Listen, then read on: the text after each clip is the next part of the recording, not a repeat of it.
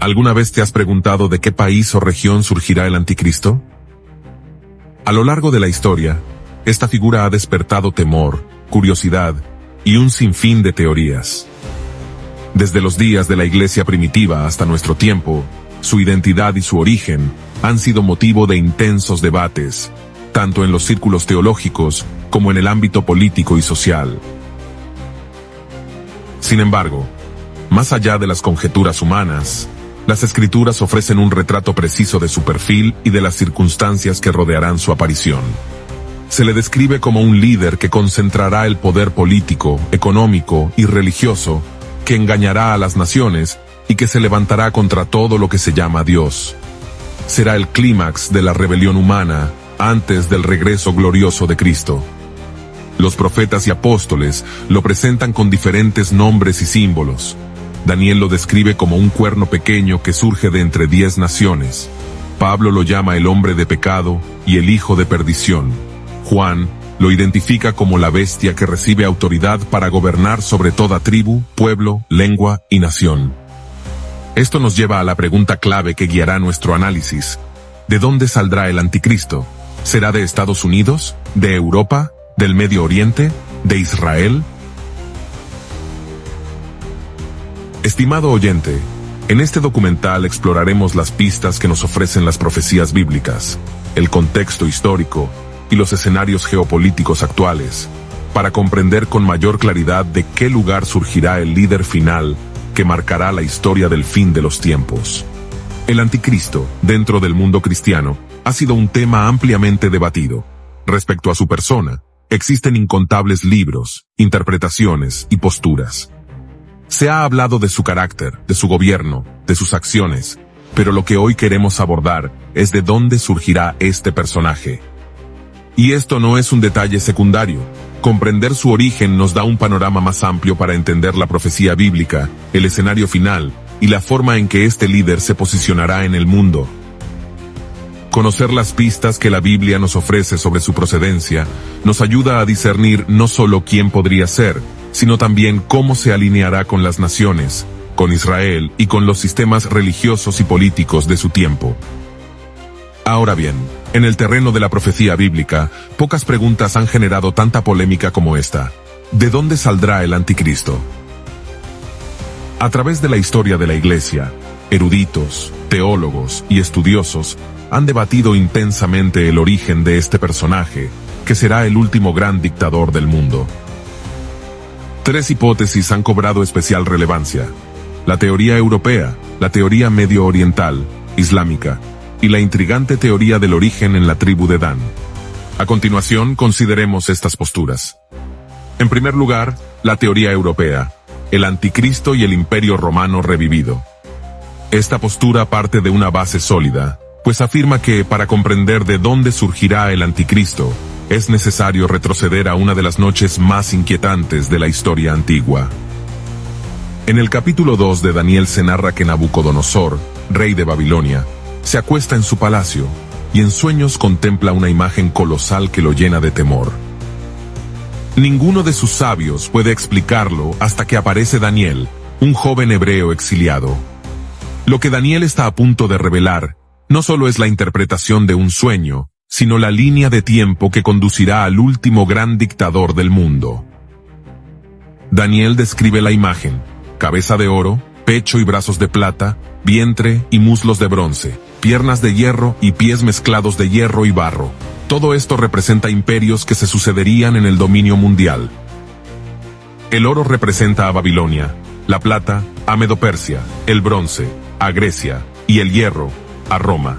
Pero el detalle más crucial no está en las piernas, sino en los pies.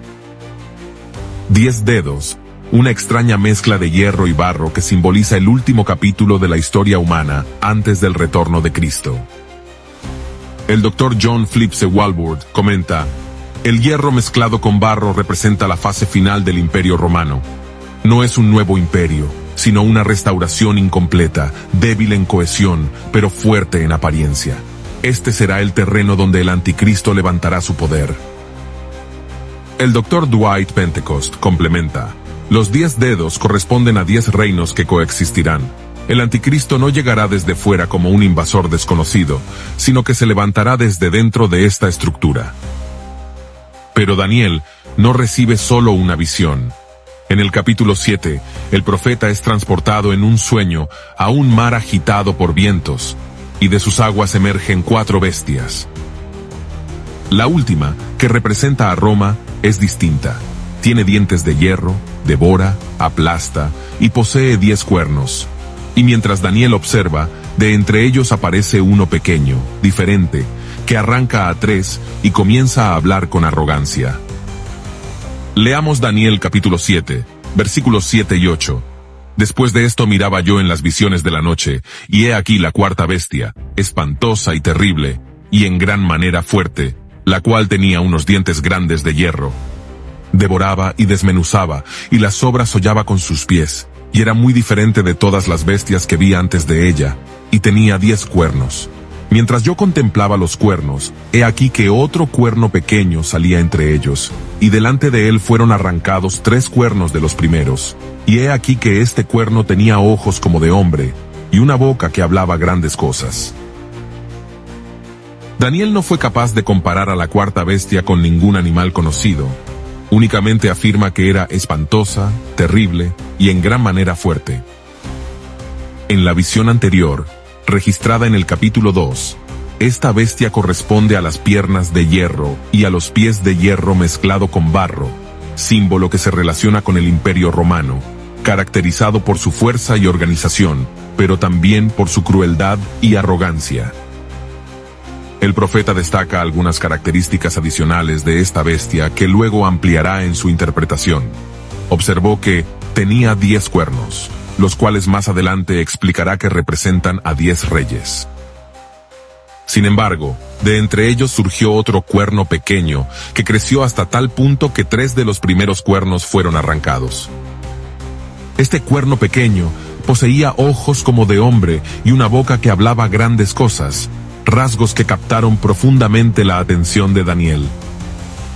En realidad este cuerno pequeño con rostro humano se presenta como el punto culminante de esta parte de la visión, y Daniel preguntará más tarde por su significado.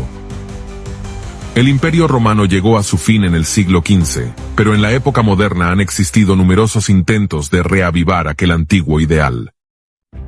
Por ello, muchos sostienen que esta etapa no se cumplió plenamente en los días del antiguo imperio, sino que volverá a resurgir en el tiempo del fin, convirtiéndose en el escenario de la manifestación del anticristo, la bestia final. El doctor Leon Wood explica: el cuerno pequeño es el anticristo. Su ascenso no se produce por un ataque externo, sino por intriga interna. Es un maestro de la política y la manipulación, capaz de someter a otros líderes hasta consolidar un poder absoluto. El doctor Robert Culver añade: su surgimiento desde dentro confirma que el sistema político final no será destruido por invasiones, sino que será corrompido desde el interior, preparando el camino para el dominio total. Ahora bien, en el capítulo 9, Daniel recibe la profecía de las 70 semanas. Allí se identifica al pueblo del príncipe que ha de venir como los destructores de Jerusalén y del templo. Ese pueblo fue Roma, en el año 70 después de Cristo, bajo las legiones de Tito. El doctor Charles Ryrie declara: el príncipe que ha de venir comparte origen con ese pueblo, lo que vincula directamente al anticristo con el legado romano. El doctor Alba McLean precisa: esto no obliga a que el anticristo sea étnicamente romano, pero sí implica que su autoridad y sistema político estarán profundamente enraizados en la herencia de Roma. Finalmente, en el capítulo 11, Daniel nos lleva al momento culminante. El anticristo instala su palacio entre los mares y el Monte Santo, es decir, en Jerusalén. Así, el mapa profético queda trazado. Un líder que surge de una alianza heredera de Roma, que escala al poder mediante intriga política, que tiene un vínculo histórico con el imperio que destruyó Jerusalén, y que finalmente establece su trono en la misma ciudad que una vez fue el centro del culto a Dios. Esto no es un mito medieval ni una especulación moderna. Es el retrato coherente que Daniel recibió de parte de Dios, confirmado por siglos de análisis bíblico, y defendido por los principales teólogos dispensacionalistas. En segundo lugar, la teoría medio oriental o islámica, el cuerno pequeño desde el Oriente Romano. Para comprender esta postura, debemos recordar un hecho que la mayoría pasa por alto. El Imperio Romano no fue exclusivamente occidental. En el año 285 después de Cristo, el emperador Diocleciano dividió el imperio en dos partes para hacerlo más gobernable: Occidente, con capital en Roma; Oriente, con capital en Bizancio, rebautizada por Constantino como Constantinopla, la actual Estambul en Turquía. El Imperio Romano de Oriente, conocido más tarde como Imperio Bizantino, abarcaba una región inmensa, todo el Medio Oriente, Asia Menor, la actual Turquía, Egipto y el norte de África, partes de la península arábiga. Sorprendentemente, la mayor parte de esos territorios hoy está bajo dominio musulmán. Esto ha llevado a algunos estudiosos de la profecía a reconsiderar la idea de que el anticristo pueda emerger desde un contexto islámico, pero vinculado proféticamente a Roma por herencia histórica. Uno de los argumentos más citados por quienes sostienen esta postura es la composición de las tropas que destruyeron Jerusalén en el año 70 después de Cristo. Aunque el general Tito era romano y su mando venía de Roma, muchas de las legiones bajo su autoridad no eran italianas, sino que provenían de Siria, Arabia y otras provincias del Medio Oriente. Esto hace que algunos intérpretes se pregunten: ¿y si el pueblo del príncipe que ha de venir, mencionado en Daniel capítulo 9, incluye a soldados de origen semita, árabe o sirio? El doctor Joel Richardson afirma: el cuerno pequeño no tiene por qué surgir de la Europa moderna. Podría proceder de la porción oriental del Imperio Romano, que en la actualidad está dominada por el Islam. Esto encajaría con un liderazgo que tenga un fuerte componente religioso anti-israelí. Esta teoría imagina a un líder que no solo es político, sino también profundamente religioso, capaz de movilizar a millones de musulmanes en torno a su causa. La escatología islámica, en particular la tradición chiita, habla de la venida de un líder final llamado Al-Mahdi, que unirá a los musulmanes, derrotará a Israel y establecerá un gobierno global islámico. Algunos teólogos dispensacionalistas han notado paralelismos inquietantes entre la figura del Mahdi islámico y el anticristo bíblico. Ambos buscan la conquista de Jerusalén, ambos establecen un gobierno mundial, ambos persiguen a los judíos y a los creyentes fieles. El doctor Mark Hitchcock, aunque personalmente se inclina hacia el origen europeo, admite: la profecía no excluye que el anticristo pueda surgir de un territorio que hoy pertenece al mundo musulmán. El hecho de que Daniel y Apocalipsis lo presenten como un enemigo directo de Israel encajaría bien con esta posibilidad. Incluso si el anticristo tuviese origen islámico, esta teoría lo ve integrándose en la estructura política y militar del Imperio Romano revivido. Esto explicaría cómo un líder del Medio Oriente podría controlar fuerzas militares modernas, gobernar sobre naciones europeas, imponer un sistema económico global. El Dr. Thomas Ice señala: un líder carismático que uniera el poder económico europeo con la pasión religiosa del mundo islámico sería imparable a nivel geopolítico. El escenario profético parece inclinarse hacia una coalición de este tipo. En esta visión, el anticristo sería un líder surgido del corazón del antiguo Imperio Romano Oriental, quizá con raíces islámicas, que logra unir lo que hoy parecen enemigos irreconciliables, Europa y el mundo musulmán. Una alianza sin precedentes que marcaría el inicio de la última y más oscura etapa de la historia humana antes del retorno glorioso de Jesucristo. En tercer lugar, la teoría de la tribu de Dan, el vínculo hebreo y la sombra de la serpiente. En el inmenso rompecabezas profético sobre la identidad del anticristo, hay una pieza que pocos se atreven a mirar de cerca.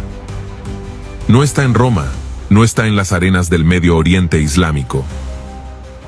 Está en las propias raíces de Israel, en una tribu que desde la antigüedad quedó marcada por un sello de traición y engaño, la tribu de Dan.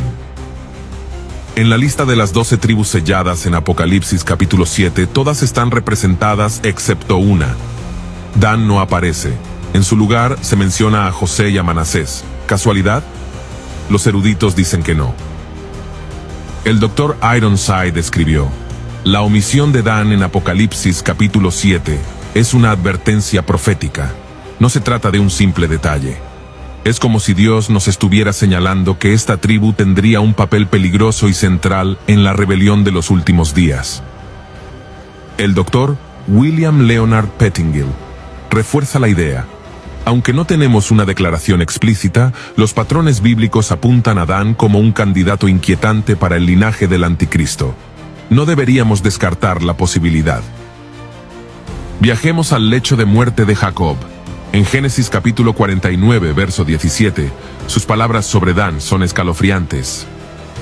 Será Dan serpiente junto al camino, víbora junto a la senda, que muerde los talones del caballo y hace caer hacia atrás al jinete. En la simbología bíblica, la serpiente es el emblema de Satanás, del engaño y de la destrucción. El Dr. Clarence Larkin, uno de los más influyentes teólogos dispensacionalistas del siglo XX, escribió: no es coincidencia que Dan sea descrito como serpiente. En el lenguaje profético, esta imagen se relaciona con astucia, traición y poder satánico, cualidades que el anticristo encarnará en su máxima expresión. En Jueces capítulo 18, la tribu de Dan toma un rumbo fatal. Rechaza su herencia territorial original, invade el norte de Israel, establece un santuario idolátrico con imágenes talladas, instala sacerdotes ilegítimos, rompiendo la ley de Dios. El Dr. Arnold Fruchtenbaum, erudito judío mesiánico y dispensacionalista, comenta: Dan fue la primera tribu en institucionalizar la idolatría en Israel. Si Dios permite que el anticristo provenga de esta tribu, sería la culminación histórica de su rebelión. Esta teoría tiene un punto fuerte. Un líder con sangre judía, y más aún de la tribu de Dan, podría ser aceptado sin sospecha por Israel. Esto le daría legitimidad religiosa para presentarse como un Mesías esperado. Acceso político para negociar la reconstrucción del templo. Confianza inicial para establecer un pacto de paz que el mundo entero aplaudiría. Pero a la mitad de la tribulación, ese pacto sería roto, el templo sería profanado, y el rostro verdadero del anticristo quedaría expuesto. Varios teólogos dispensacionalistas sugieren que estas teorías no se excluyen. El anticristo podría tener origen étnico judío, tribu de Dan, ascender al poder en un sistema político romano europeo, consolidar su autoridad mediante alianzas estratégicas con el mundo islámico.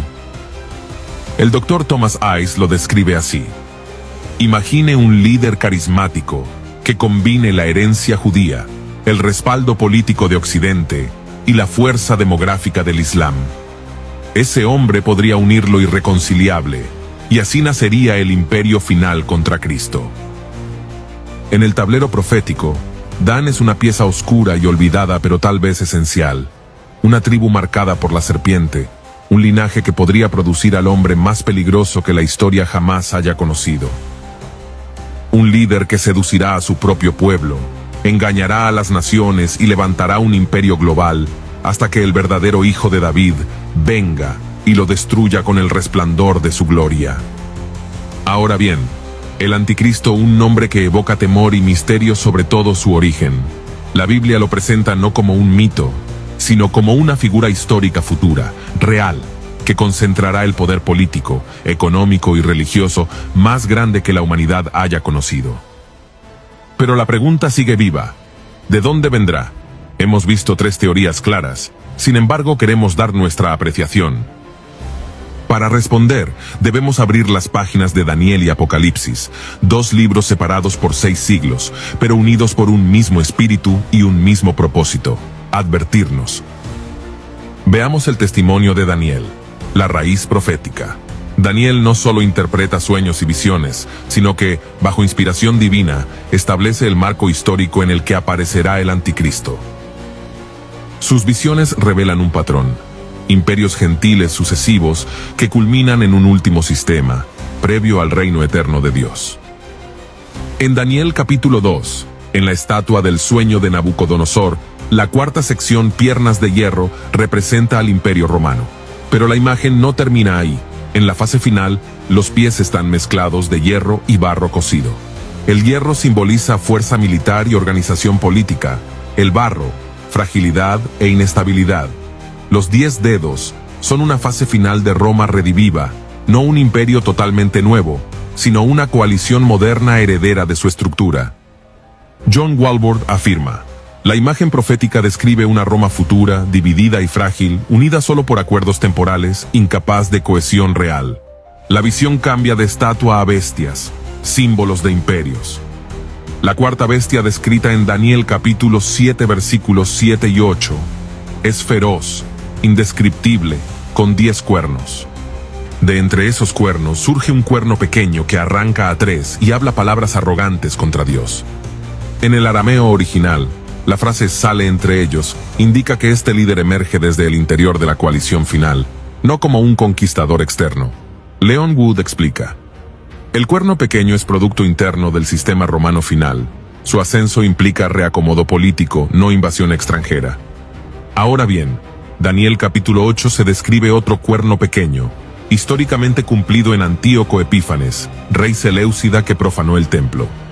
Aunque este pasaje no es idéntico al de Daniel capítulo 7, funciona como tipo profético del anticristo, un gobernante que desde una base territorial cercana al Levante, extiende su mano hacia la tierra gloriosa y la profana. Leamos Daniel capítulo 8 versículo 9. Y de uno de ellos salió un cuerno pequeño, que creció mucho al sur y al oriente y hacia la tierra gloriosa. Ahora bien, en Daniel capítulo 9, versículos 26 y 27, se menciona: el pueblo del príncipe que ha de venir. Este texto es clave, pues identifica al pueblo que destruyó Jerusalén y el templo en el año 70 después de Cristo, es decir, las legiones romanas, como el mismo pueblo del príncipe que ha de venir. Esto no impone una etnicidad exacta, pero sí establece un marco geopolítico, el ámbito romano. Este líder futuro hará un pacto firme con muchos, incluyendo Israel, y lo romperá a la mitad de la semana profética.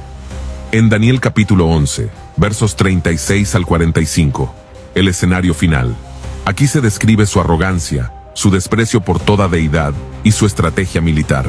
Campañas contra el norte y el sur, entrada en la tierra gloriosa y establecimiento de su cuartel entre los mares y el Monte Santo, una referencia directa a Jerusalén entre el Mediterráneo y el Mar Muerto. Allí encontrará su fin sin ayuda humana, por cual el síntesis de Daniel. Marco: coalición internacional heredera de Roma. Ascenso: desde dentro del bloque de 10 reyes, desplazando a 3. Escenario final: Jerusalén como centro geopolítico y religioso. Carácter: blasfemo, engañador, militarmente agresivo. Ahora veamos el testimonio de Apocalipsis, la confirmación final. 6 siglos después, Juan en Patmos ve la misma figura, pero con más detalle para la era de la Iglesia. Apocalipsis capítulo 13, versículos 1 y 2, nos menciona la bestia que sube del mar. El mar simboliza, según Apocalipsis capítulo 17, verso 15, el mundo de naciones gentiles. La bestia reúne características del leopardo, oso y león, los imperios de Daniel capítulo 7, pero su estructura base es la del cuarto imperio, Roma. Esto indica que su poder será global, pero su sistema político será romano redivivo. En Apocalipsis capítulo 17, versos 9 al 13, menciona 7 montes y 10 reyes. Los 7 montes aluden tradicionalmente a Roma. Los 10 cuernos son 10 reyes que reciben autoridad por un tiempo breve y la entregan a la bestia.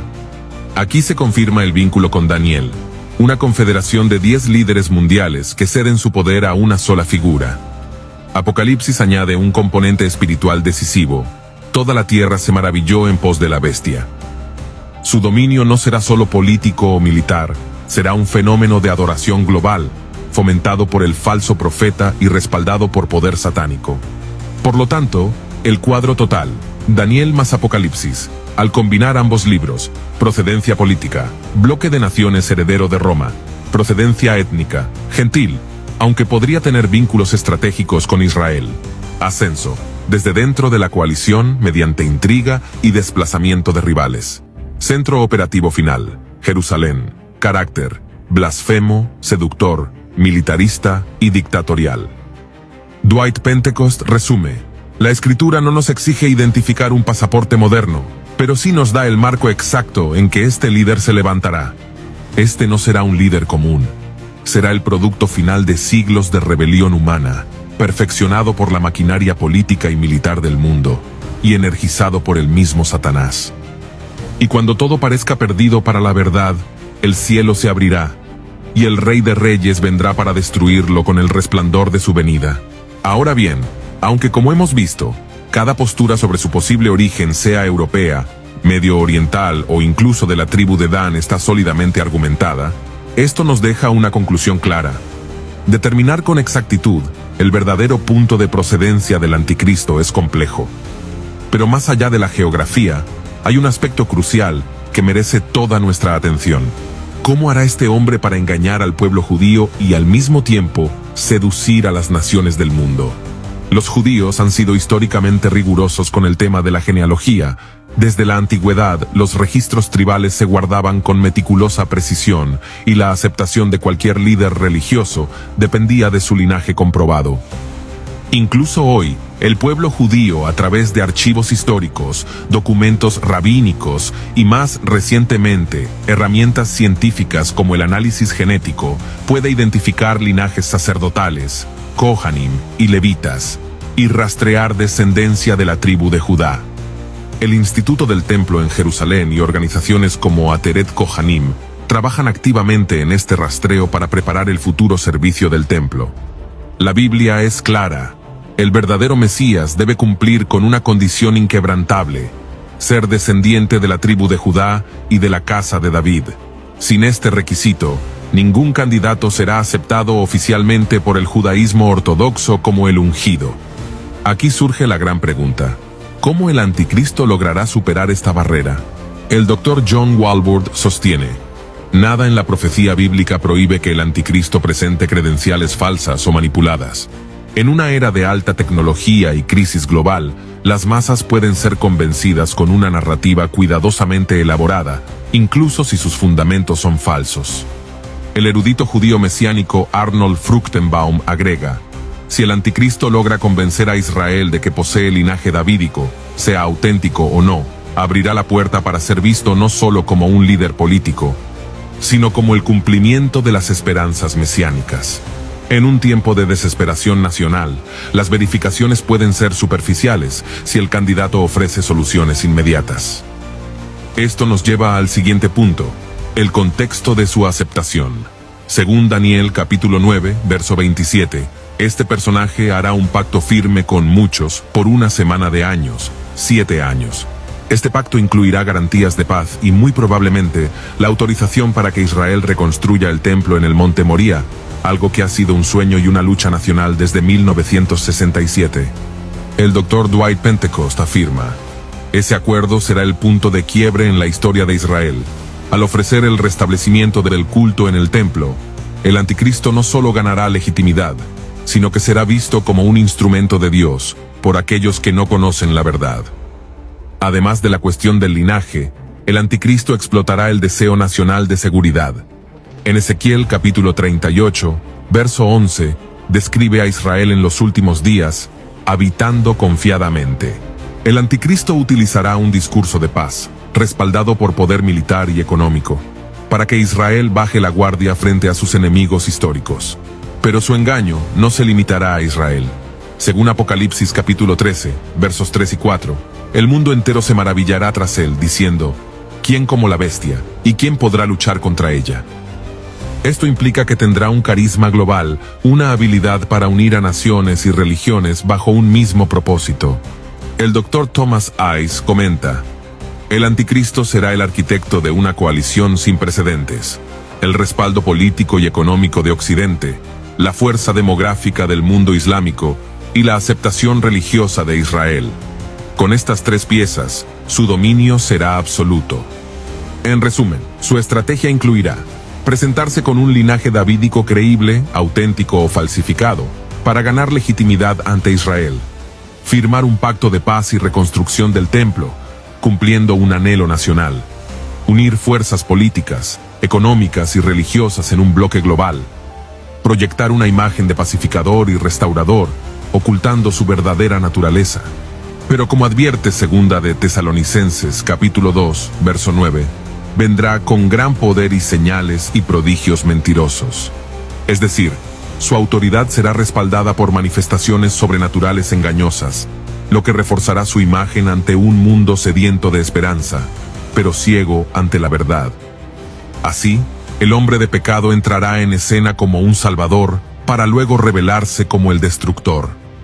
Israel, que lo recibirá con honores, descubrirá demasiado tarde que aquel a quien aclamaron como el Mesías es, en realidad, el mayor impostor de todos los tiempos. Tras recorrer las páginas proféticas de Daniel y Apocalipsis, descubrimos que el origen del anticristo, aunque rodeado de misterio, se dibuja con contornos claros. Un líder que emergerá del sistema político heredero de Roma, que tejerá alianzas estratégicas con Oriente y Occidente, y que podría incluso apelar a un vínculo étnico para ganarse la confianza de Israel. Su ascenso será meteórico, su discurso seductor y sus obras, aparentemente milagrosas. Logrará lo que ningún otro ha conseguido: firmar un pacto con Israel, traer una paz efímera al Medio Oriente y unir bajo un solo sistema a las naciones del mundo. Pero esa paz será falsa, pues su verdadero propósito será usurpar el lugar del Mesías, profanar lo santo y someter a la humanidad bajo el sello de la rebelión final contra Dios. Sin embargo, la Biblia no termina su historia con oscuridad. El mismo que se presenta como el príncipe que ha de venir, será destruido por el verdadero príncipe de paz. Cuando Cristo regrese en gloria, su luz deshará toda mentira y su autoridad quebrará para siempre el reino del impostor. El trono será restaurado, la justicia será eterna y el gobierno del Hijo de Dios no tendrá fin. Así llegamos al final de este video. Gracias de corazón por quedarte hasta el final y ser parte de este momento de verdad y reflexión. Si este mensaje habló a tu vida, te invito a que le des me gusta, te suscribas y lo compartas con alguien que lo necesite. Porque cada clic, cada vez que compartes, estás ayudando a que la palabra llegue más lejos y toque más corazones. Nos reencontramos en el próximo video, con un nuevo mensaje del cielo para tu alma. Hasta entonces, que la gracia y la paz de Dios te acompañen cada día. Dios te bendiga abundantemente.